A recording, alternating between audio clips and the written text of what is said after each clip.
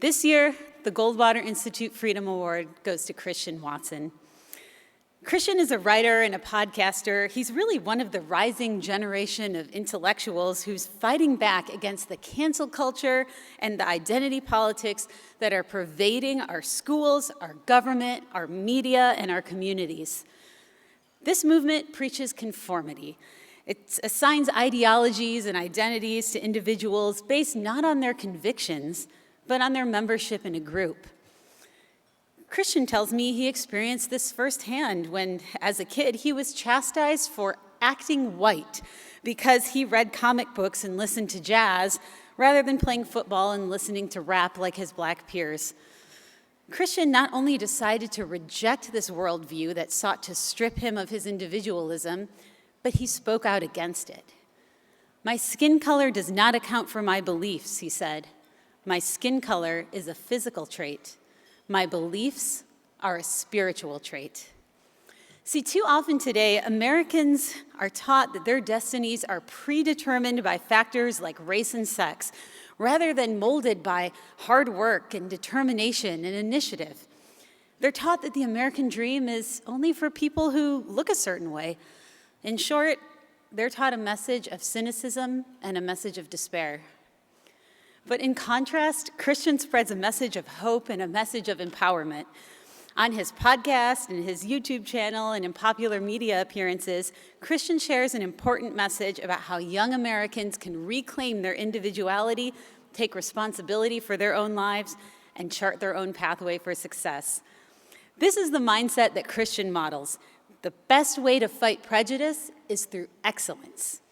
And the best way to overcome adversity is perseverance. At Goldwater, we've been challenging the toxic, monolithic, race-based ideologies that have been pervading America's schools.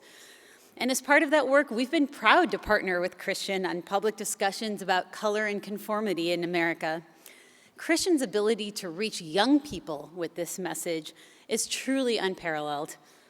Through engaging in honest conversations, he exposes them to diverse viewpoints and encourages them to think critically. "Choices and attitudes have consequences," says Christian. "Every choice we make aligns us or separates us from what we perceive as America, as either an unbending racist nation or as a nation where the principles still hold true, where we can succeed." Christian, thank you for showing young Americans, and really all Americans, the value of deliberating rationally, communicating articulately, and standing true for one's principles. It is my distinct honor to award you the Goldwater Institute Freedom Award.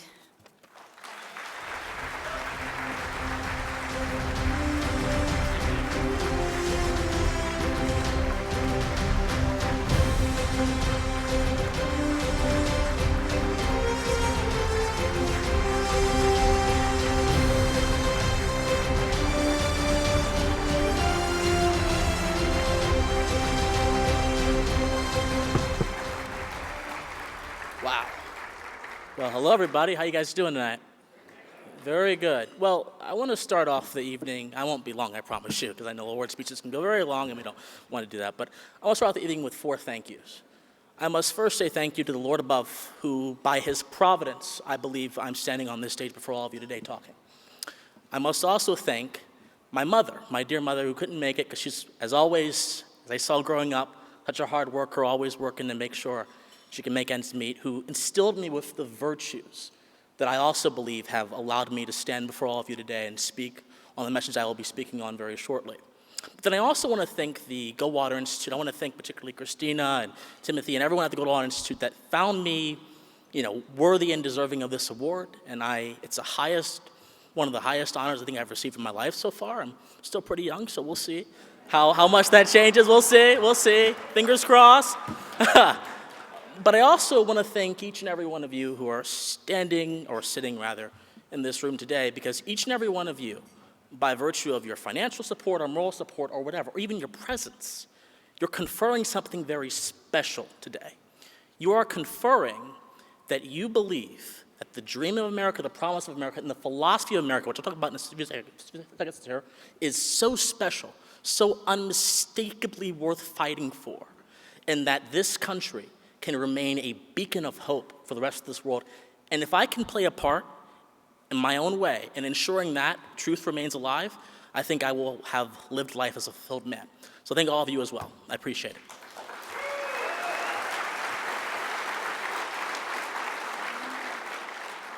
So, many of you don't know who I am, and so I'll tell you a little bit of my story. I think I first began realizing that America had a serious problem when I was in college just a few years ago, and I joined the debate team at college. And this was in 2019, 2018. And at this point, America had not heard of critical race theory en masse. Some of you who may be academics and read the obscure stuff like I do, you guys heard of it. But America, in large, did not hear about it. America didn't hear about DEI. America didn't hear about any of this stuff. But every single day, in the practice rooms of that team, I was confronted with that toxic, divisive, anti-truth, anti-American ideology. And not only was I confronted with it, there was an attempt, a concerted effort to force it upon me and to make the contents of my mind conform to its terrible tenets. And for that reason, I began realizing if there are a bunch of young folks who are subscribing to this ideology, and you can even attach my single experience to the Pew Research numbers on the ideologies of young people who are, and Gen Z, are overwhelmingly left-wing, even Republican-identifying young people, support positions that if you have a conservative worldview are not really tenable or left-wing, I began to see this is a serious problem.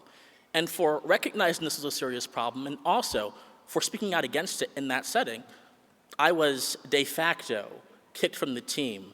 And you know what, I'm actually okay with that, because for a very long time, it took me a very long time to process that, but I'm okay with it, because if you are in the presence of falsehood, there's no need to conform yourself to it.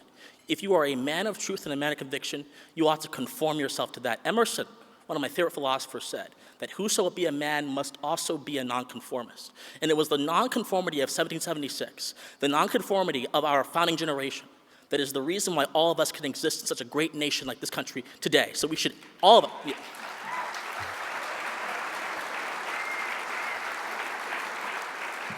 So every single one of you should take that to be your ethos and your credo, as I did. And so after I left the debate team, unceremoniously, but that's okay, as I mentioned just a few minutes ago, I decided that I wanted to be a voice on the public scene, much like one of my intellectual, I don't want to say idols, but intellectual influences, William F. Buckley Jr., who, by the way, before I came here, I was actually watching a few hours of his show, Firing Line, where he talked to the man whose namesake we gather under, Barry Goldwater.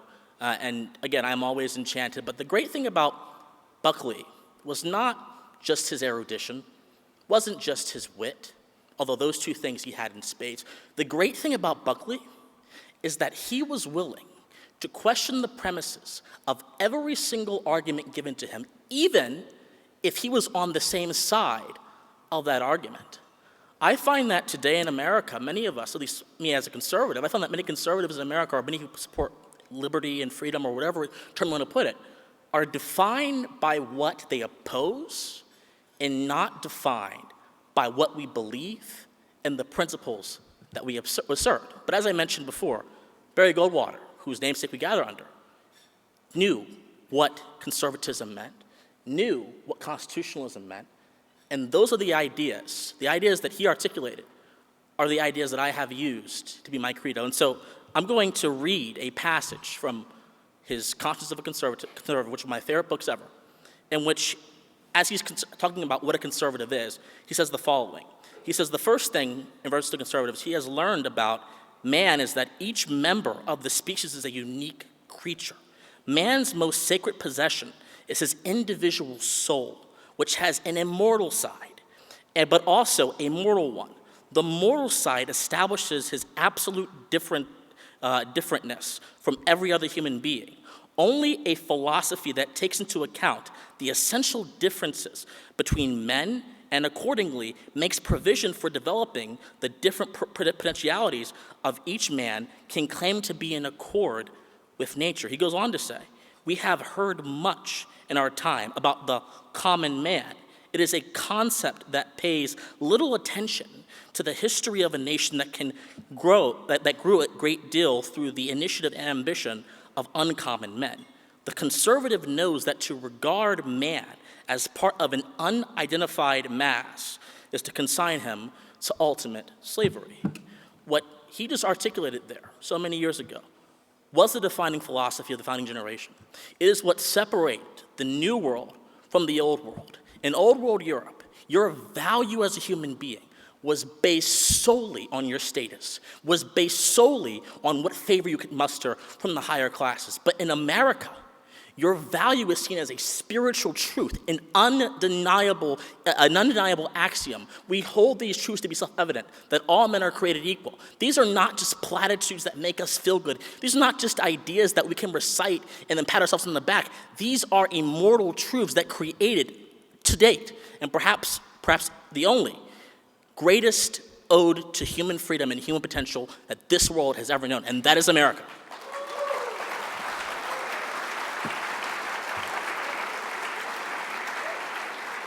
I am unconcerned with what anyone will say that disputes that, because it cannot be disputed.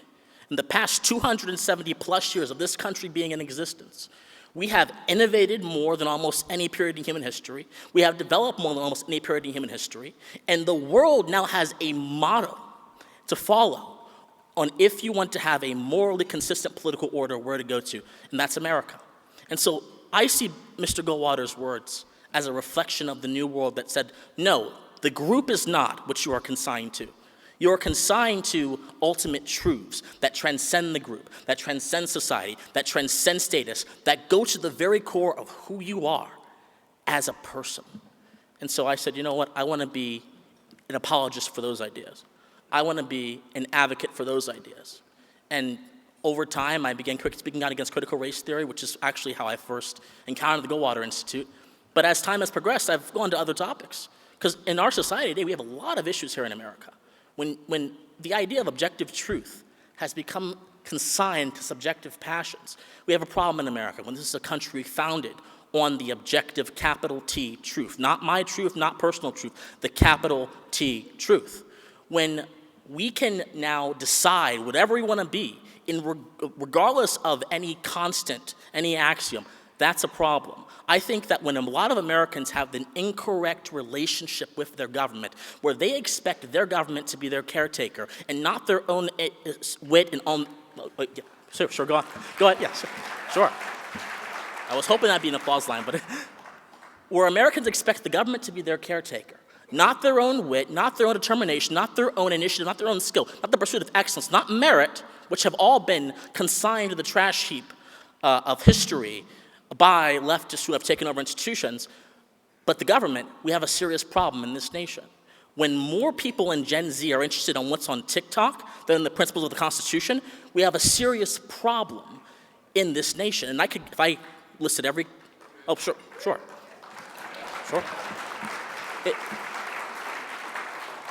If I listed every problem this nation has that needs to be addressed, we would be here all night and I would probably get screamed at. So I won't do that. But I say that to say this. I think that we need to have a revolution of the mind in this country.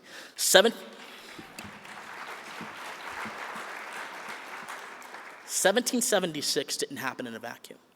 1776 is the product of men who were convicted in moral truth, reading, researching, and debating in small groups that are probably even smaller than this room, which eventually emerged into something beautiful that created America.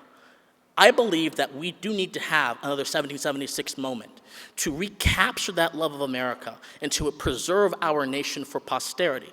Because if we don't, I am afraid, and I'm not a pessimist, but I'm most certainly afraid that we may very well lose the light that is America. We may lose a significant part of it so much so that it becomes something unrecognizable to us.